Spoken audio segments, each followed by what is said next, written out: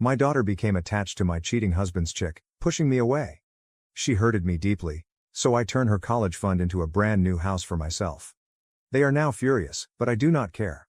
I, a 44-year-old female, have an 18-year-old daughter, Mia. She's supposed to start college in a couple of months. I'm also in the middle of a divorce from my husband of 20 years, Jonathan, a 45-year-old male. He had an affair with his secretary, Alicia, a 34-year-old female, and that had been going on for almost a year before he finally came clean to me about it a couple of months ago. I filed for a divorce as soon as I could after he told me, and I also moved out of our house. I've been living with a friend of mine ever since I left. I'd expected Mia to take my side on this because I'm obviously the victim here, but for some reason, she chose to take her father's side. I tried to talk to her a week after the divorce because she hadn't been texting me, not even to find out where I was. She hadn't been at home on the day that Jonathan came clean to me about the affair, and I moved out that day, so I never got a chance to say goodbye to her. I waited for her to text me and ask me where I was, but that text never came. After almost a week of waiting, I decided to text her first and told her that I was leaving her father because of his affair. She told me that she already knew but didn't care about it much because she felt like this didn't concern her. I thought that was a bit odd and began to think that maybe I'd made a mistake by letting Jonathan talk to her first because that meant that he controlled the narrative and could feed Mia whatever nonsense he wanted to about our marriage and our relationship so she would side with him over me. I tried to talk to her many more times afterwards so I could set the record straight, but it appeared to me that Jonathan had actually told her the truth, and in spite of that, she was on his side. I thought that was insane, but she was still my daughter, so I tried to convince her to talk to me and put in a lot of effort to get her to spend time with me. Even though I was super busy with the divorce and my job, she would agree to meet me like once in a blue moon. I'd try to make a day out of it, but even then, she would just seem very unenthusiastic and would be on her phone almost the entire time. For the last couple of weeks, she hadn't been responding to any of my texts and was completely icing me out. Then, about a week ago, I saw a post that she'd put up on Instagram where she was hugging Alicia with a caption that referred to her as mom, with a heart emoji. I was already feeling horrible because not only was I losing my husband, but now it appeared that I was also going to lose my daughter to the same woman.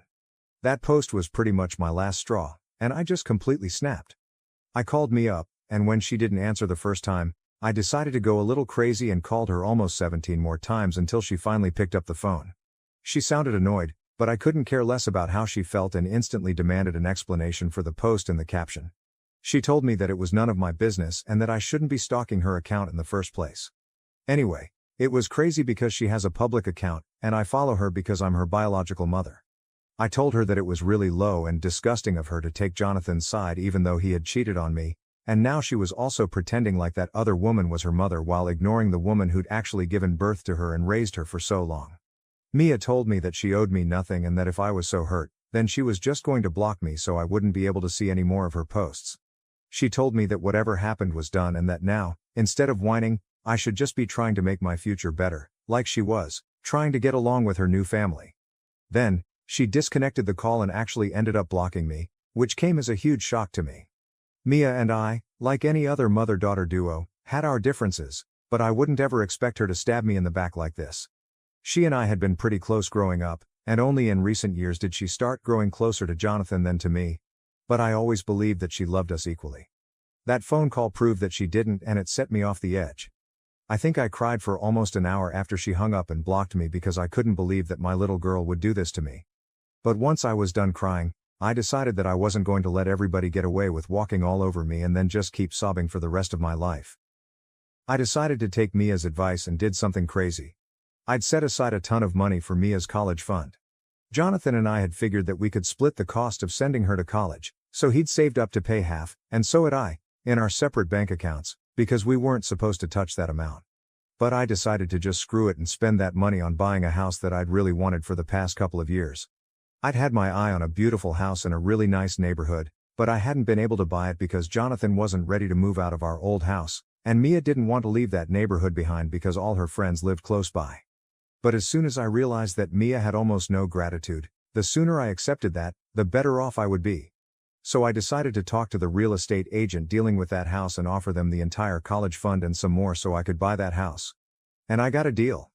I'm supposed to move into that house by the end of the month. So I decided I was going to take a picture of that house and post it on my social media so that everybody would know that I'm not sitting at home and crying over things that I have no control over anymore. I posted that image on my account, and I guess some relative of Jonathan sent it to him. He texted me a few days ago to ask me how I was able to afford that house because, the last time we discussed this, it was a little out of my budget. I didn't care what he would think of me, so I told him truthfully that I spent Mia's college fund to buy that house, and I didn't have any regrets about it. He flipped out and started yelling at me, called me an irresponsible mother, and told me that I had no right to do this to our daughter. He accused me of being petty and jealous just because Mia seemed to be getting along well with Alicia. He also insinuated that I was somehow punishing her for not turning her back on her father and siding with me instead. None of that was true. I was just doing this because I finally felt like I earned it, and I no longer needed to keep running after my daughter because she had other people looking out for her. It was pretty evident from her behavior that she preferred these new people over me, so she didn't need me anymore. And if she didn't need me, then I would assume that she didn't need my money either. He couldn't argue with that, so I disconnected the call. But it wasn't over yet because, after that, I still had Mia to deal with. An hour after my phone call with Jonathan, she called me, and she was devastated. She was sobbing, and I could barely even make out what she was saying because she was crying so hard. She kept asking me how I could do this to her when she'd always put me first and above everybody else. It was petty, but I did ask her if she was still putting me first when she blocked me just because I seemed to be upset that she was calling Alicia her mother. She told me that it meant nothing, and it was only a sweet gesture that she thought would make Alicia feel more comfortable as part of the family because, no matter what the past was, Jonathan still wanted a future with Alicia. She said that she just wanted to balance her old family and her new family now without letting either of them go. She said that she hadn't expected me to turn so hostile towards her, and I told her that I could say the same thing for her because it was actually she who turned her back on me first, even though I was the victim and I was the one who'd been cheated on. She just kept crying and said that she never expected her own mother to take revenge on her like this.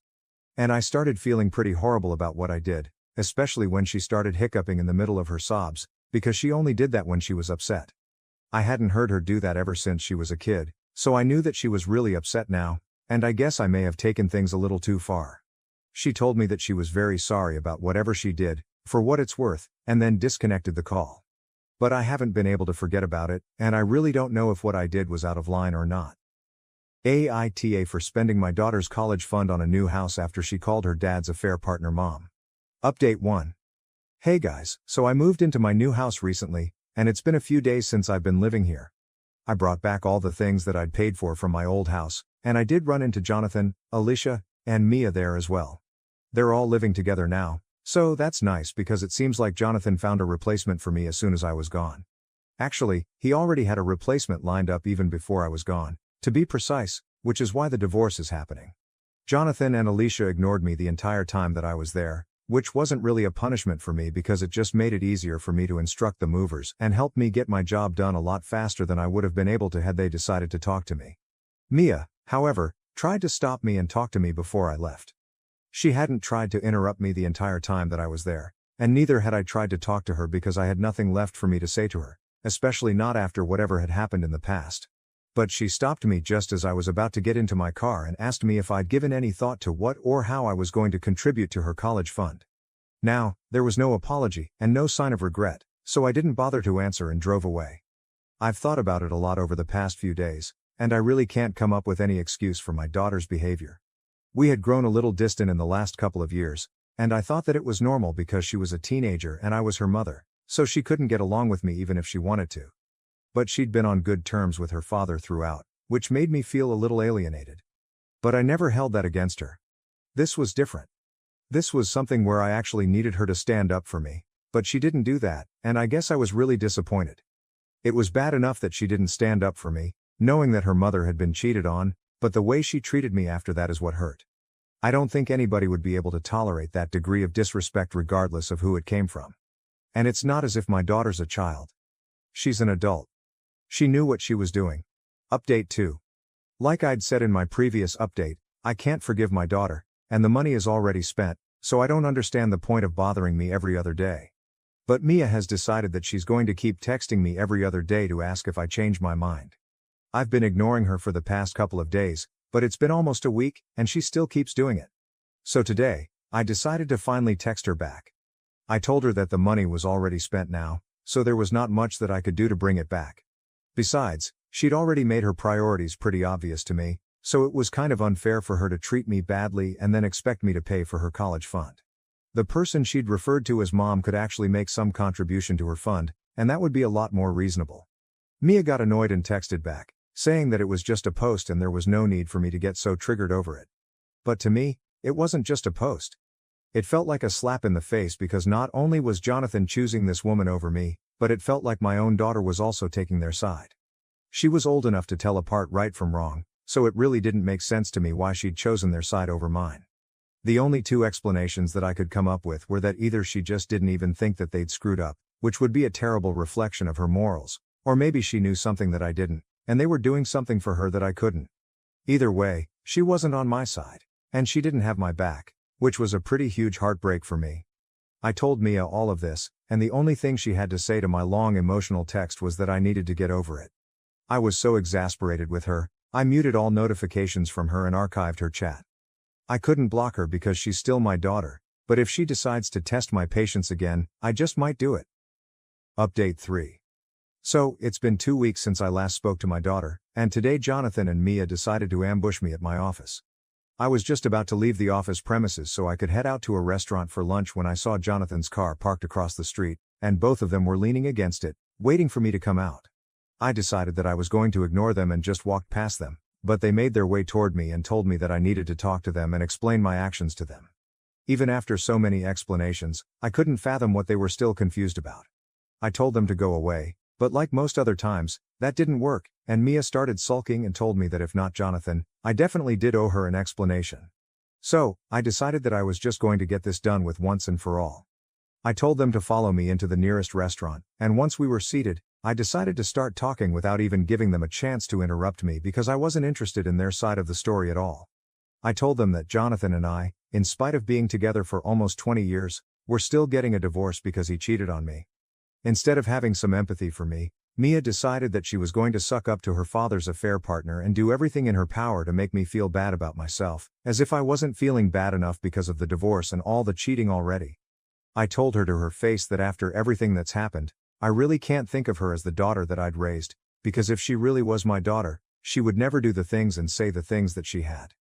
It was all disgusting to the very core, and I didn't want to associate with any of them anymore. They were all immoral, unethical, and just disgusting people in general. I told Mia in particular that I was still entertaining her because she was my daughter, but had it been a stronger and more ruthless woman in my place, then she probably would have cut her off after that post. She was lucky that she even got a chance to talk to me at all because not many people would give her that chance. After I was done talking, I could see tears in Mia's eyes, and I just knew that she was about to start crying. So, I hurriedly grabbed my burrito, paid for it, and left. I'd said a lot of things, but it was still really hard for me to watch her cry, and I didn't want to appear weak, so I just left without another word. Neither of them has contacted me since then, and I hardly think that they will after this. Even if they do, it'll probably not be to ask for the college fund anymore because I think I've made it pretty clear why that's gone, so they really can't have any more questions about that. I still have to meet Jonathan in a couple of days for the negotiations, so I know that I'm going to have to continue seeing him, but I don't know what is going to happen to my relationship with Mia after this because she seemed pretty upset today. I don't know what exactly made her cry, but I know that the things that I said today definitely got to her. Update 4. It's been a month since I last met my daughter, and I almost thought I would never see her again.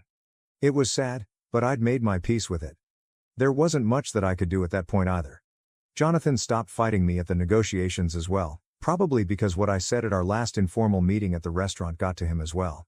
I realized that once he told me about Alicia, I didn't even scream at him. I just left quietly and never looked back again.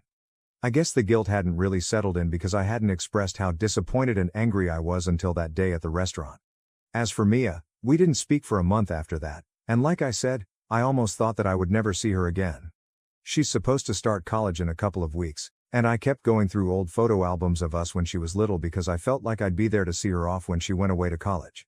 I kept thinking about how now it would be Alicia instead of me who'd be seeing her off, and the thought made me really upset, but I couldn't do anything about it. 3 days back, I received an email from Mia, and it was a pretty emotional one. She apologized to me for behaving the way that she did and told me the real reason she was trying to be nice to Alicia was that Jonathan had promised her that he'd buy her a car if she treated Alicia better and also let her get an apartment in her second year with her friends. She couldn't think of a way to do this without hurting me. She knew that if she continued to be on good terms with me, then I'd definitely ask her about her close relationship with Alicia, and she didn't want that. So she just started pushing me away and hoped that she'd be able to reconnect with me once she got the car. She said that she now understood that none of it was worth losing her relationship with me, and she regretted every single thing that she did. She told me that she'd really love it if I would be there to see her off when she started college and told me the dates and everything. I haven't yet made up my mind on whether I want to go or not because, at the end of the day, she was doing this all for just a car and so she could have fun with her friends. I could understand the appeal of that because I too was once her age, but I would never hurt my loved ones for something as insignificant as that, and she did hurt me. She hurt me pretty bad. It was intentional, and it was for a really petty reason, so I don't know if I can forgive her so quickly. But at least she apologized, so that's something. I haven't responded to her email yet because I'm still struggling with what to do about this. I really don't think that a car or an apartment is a valid enough reason to act the way she did, but I do miss her terribly, and I really wish that we could go back to being the way that we were, or at least try to. Update 5. Hi guys, thank you so much for following my story and for all the comments and messages that I've received and still continue to receive. It really means the world to me that so many people resonate with me. Hang in there, things do get better. Mia and I have finally begun to work on our relationship. She's supposed to leave for college in a couple of days, and I finally responded to that email yesterday. I told her that she made me feel awful, like I'd failed as a mother, and it would take me a while to come around. Having said that, I couldn't possibly stay away or keep her away from me anymore because she was my only child. People might think of me as weak or a pushover, but I think that there's been enough punishment and revenge in this family, and I can't go on like this with so much hate in my heart. I fixed things not out of a sense of duty or obligation but because I really wanted to. I don't think that I would forgive her if I wasn't her mother, but I am, and I guess just this once I can look past whatever she did as long as she promises that she will never do something like this again, not just to me, but to anybody who loves her. We hopped onto a phone call afterward and had a real conversation about everything, which ended with both of us crying. I guess that was a pretty good emotional release. She promised me that she would never repeat her behavior ever again and that there was nothing in the world that she would want more than to fix her relationship with me. So, we think we're going to try out online therapy sessions because we've clearly been through a lot, and I don't think we can work through these things without professional help. She also told me that she's asked her father to stay back home because she wants me to drive her up to her campus and help her settle in. It'll also give her some time to talk to me before she leaves. Jonathan and Alicia were pretty disappointed that she didn't want them tagging along, but she was very firm about who she wanted to drop her off, and I'm glad that she chose me. I wouldn't say that everything is all fine again, but with enough time and effort, I guess we can repair our relationship, and I hope that we do.